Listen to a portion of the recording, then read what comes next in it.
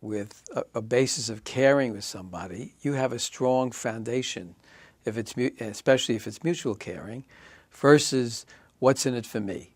What am I going to get? Two people saying, how on defensive, what am I going to get out of this? If you've already grounded in a friendship and mutual caringness, then you've got a sense of what you're going to get out of it. You're going to get an ally. You're going to get a support system. You're going to get somebody around which you have the safety inside yourself to explore and bring forward those aspects of yourself you might want to look at. You share what you've learned about yourself and your patterns, and the other person will share what they've learned. So you have an understanding of what the patterns are and how the other person gets triggered and how they're likely to behave in that triggering. And then you don't have to take it personally. Then you can be allies in saying, sweetheart, this must have triggered you into this pattern. What other tools can you bring to bear so you're not in reactivity and not blaming me or attacking me for it?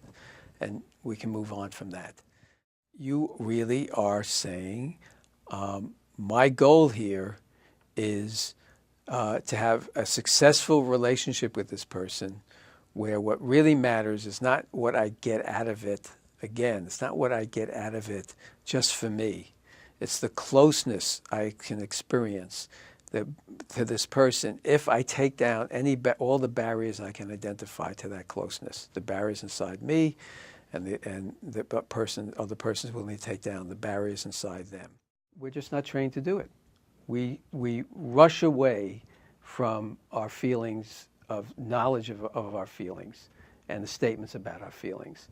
And that has a profound consequence in how we feel about each other and how we learn to relate to each other. That balance of emotions, of negative emotions, become such deep wells that they become controlling emotions, and they deny us the pleasure of our more subtle emotions.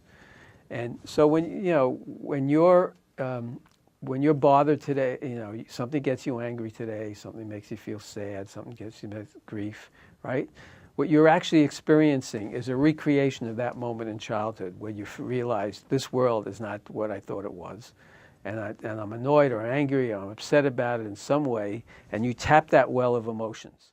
The essence of expressing emotions is innocent, and we don't express our emotions because we think there's something wrong with expressing our emotions. And so we do it in a way that doesn't serve us. If you can be in that energy, right, you are opening yourself up to another dimensionality.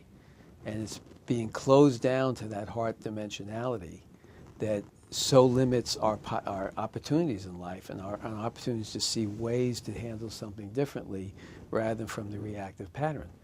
And when you do start to see those ways, right, that's your knowing self coming forward.